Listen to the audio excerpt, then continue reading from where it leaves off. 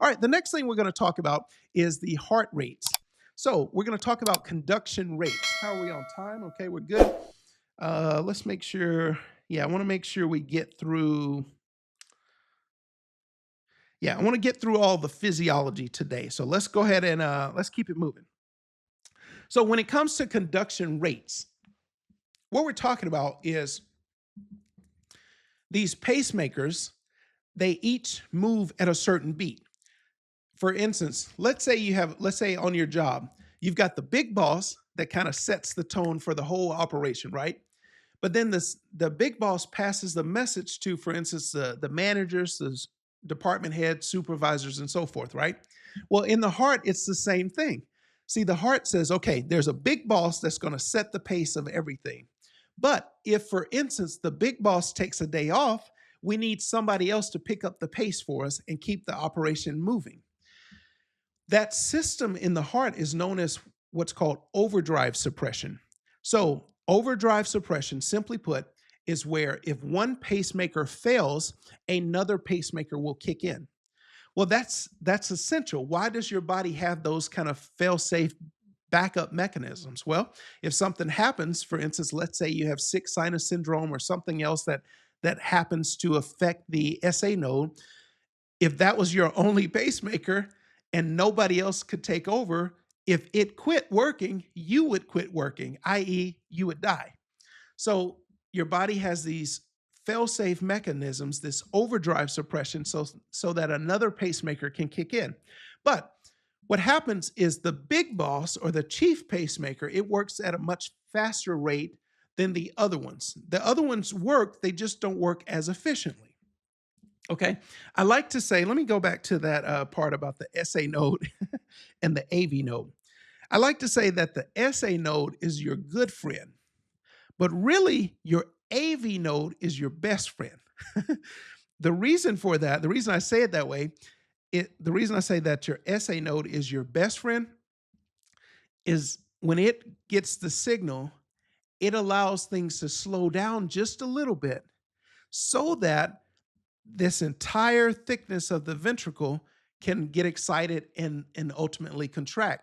Because, for instance, we need blood to make it to this left ventricle, because from there, it's got to go through the aorta, through those arteries, through those arterioles, through those capillaries, the venules, the veins, and get all the way down to like your big toe, for instance, and then come back to the heart.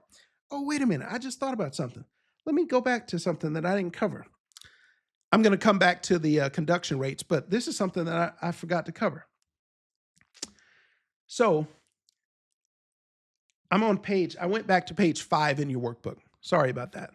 I just got carried away. I got excited and kept going.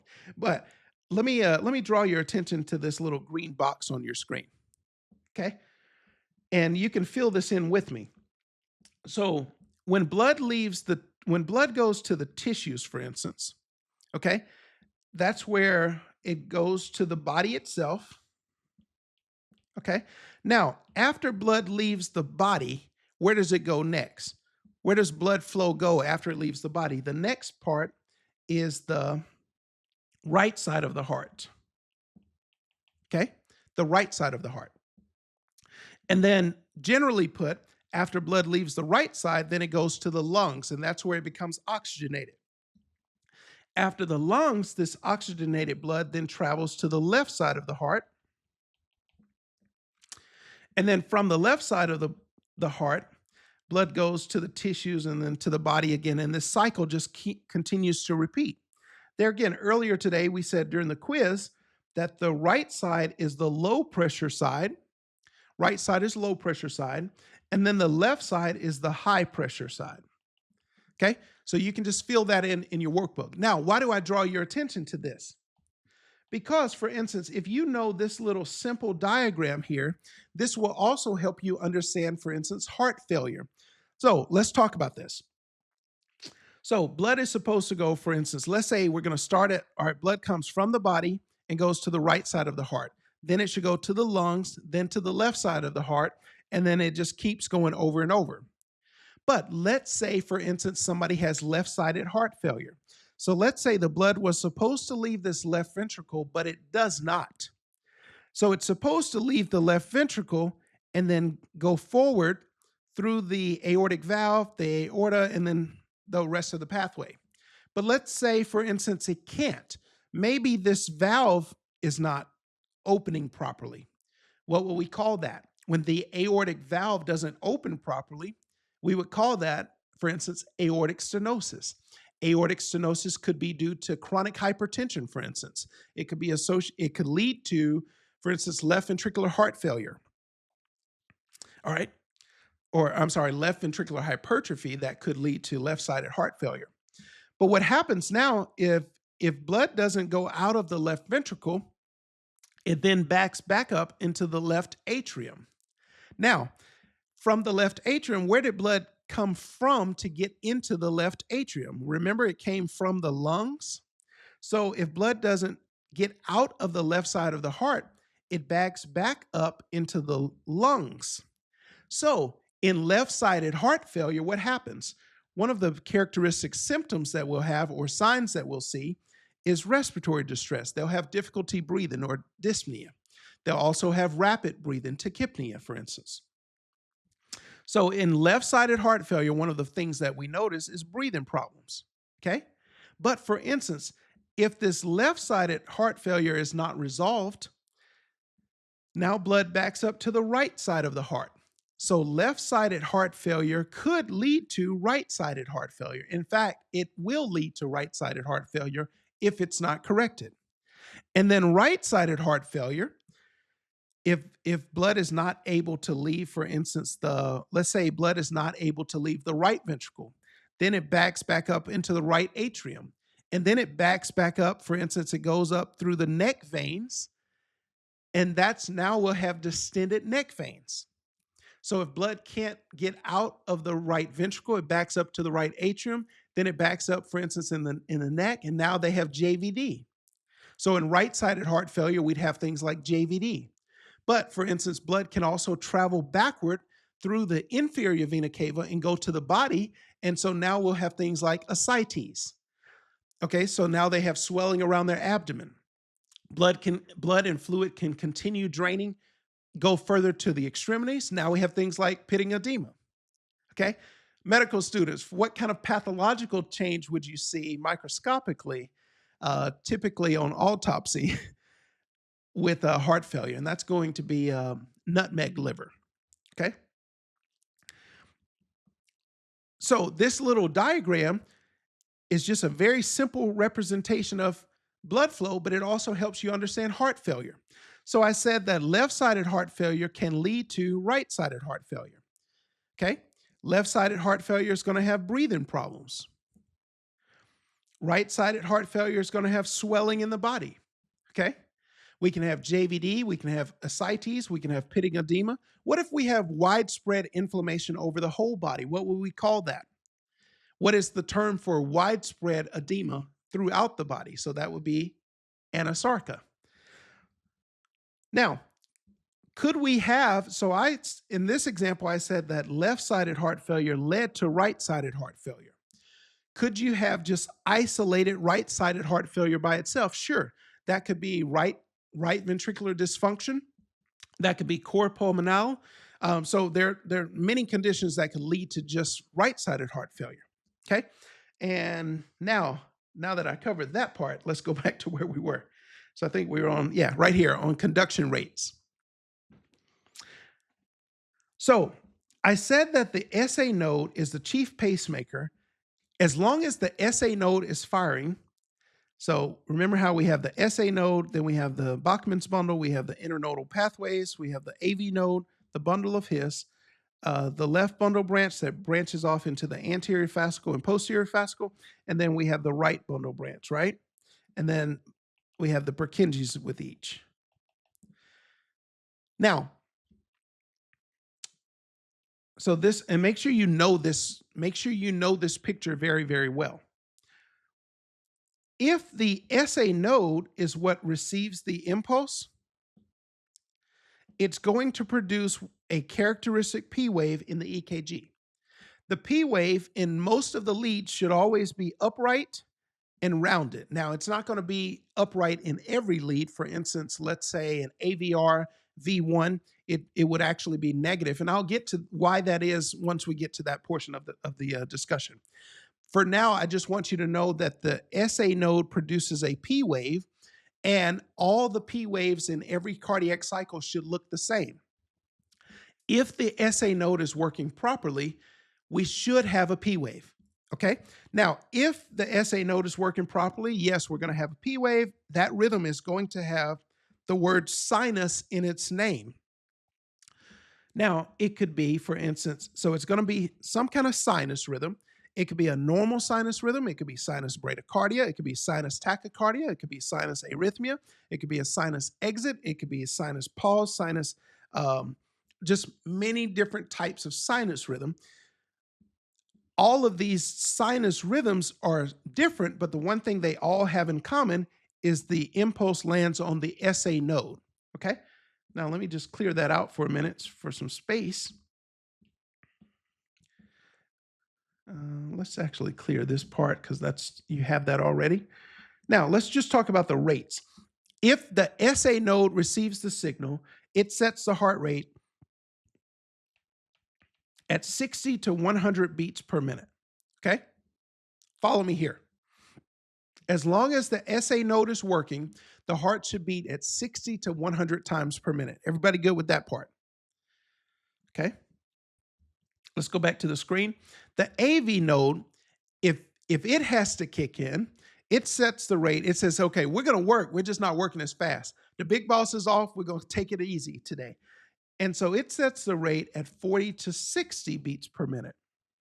A lot of talking today, guys.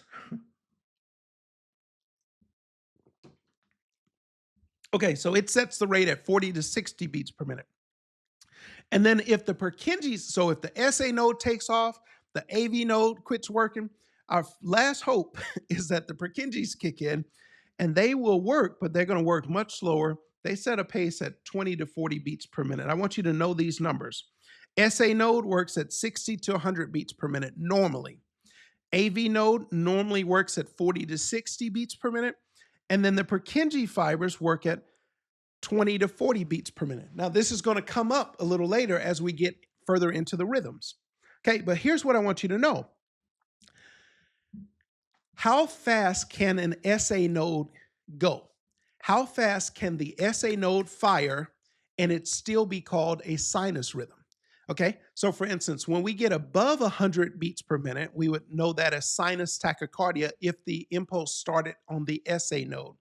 If the SA node receives the signal and it paces the heart, but the rate is above 100 beats per minute, we call that sinus tachycardia. And we're going to get into that. However, how fast can it be and it still be called sinus tachycardia instead of something else? Okay. In order to figure that out, we have to calculate what's called the maximum sinus rate.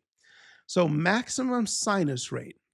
The way we do that is we take 220 minus the patient's age in years. 220 minus the age in years. So what we're saying is, depending on your age, your maximum sinus rate changes. Okay? So let's use some examples. In this example, I have an 80-year-old and I have a 30-year-old. Let's say grandma let's say this is grandma and she's 80 years old. Well, in that case, remember it's 220 minus age in years. So we take grandma's age of 80 and subtract that from 220. In that case, we have 220 minus 80. 220 minus 80, so that's what, 140? Okay. In that case, grandma, who's 80 years old, her heart rate can go up to 140 beats per minute and it still be called sinus tach. Let's use a different example. Let's say we have someone who's a 30-year-old. There again, we do 220 minus the age in years. So in that case, we do 220 minus 30. That's going to be 190. Okay. So what we're saying here is an 80-year-old can have a heart rate up to 140 beats per minute and it still be called sinus tach. A 30-year-old can have a heart rate up to 190 beats per minute and it still be called sinus tach. So let's use an example. Let's say there's a patient that has a heart rate of 152 beats per minute. That's fast, right?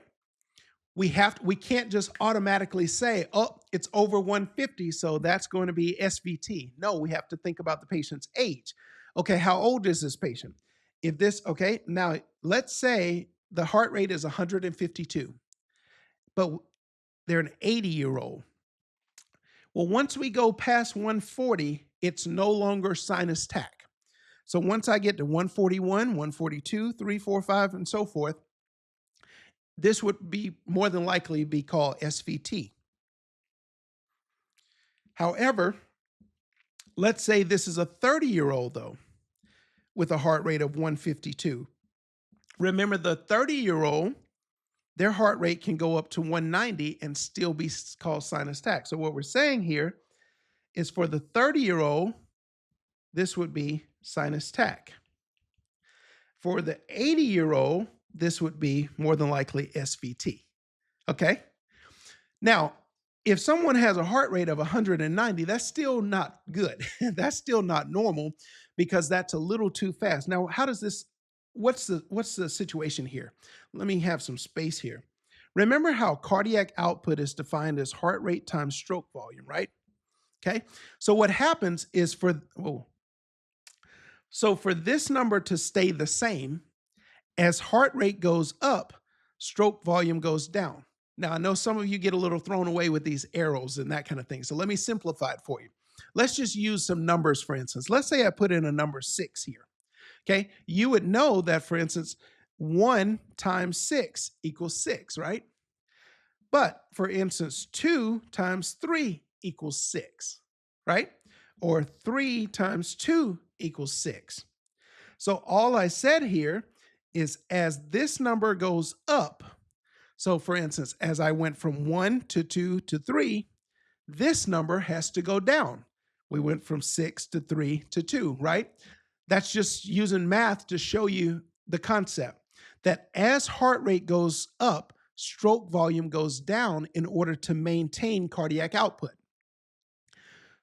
So what I'm saying here is, in the setting of a very fast heart rate, we said this heart rate was 152 beats per minute, or let's say 190. That's super, super fast. At a heart rate of 190, the stroke volume is way, way low. So a normal heart rate, let's say roughly 70 beats per minute, and normal stroke volume is about 70 milliliters per stroke. Stroke volume is the amount of blood that it gets ejected from the heart in one stroke. So if this heart rate goes up super, super fast, this stroke volume may get down to like, let's say 30 milliliters. That's not enough to be able to maintain. We don't want just 30 milliliters of blood being pumped out with each stroke. So yes, a 30-year-old could have a heart rate up to 190, but that may not be good. I'm just saying, what would you call the rhythm? It would be sinus tach versus SVT. So when it comes to maximum sinus rate, we do 220 minus the age in years. Okay.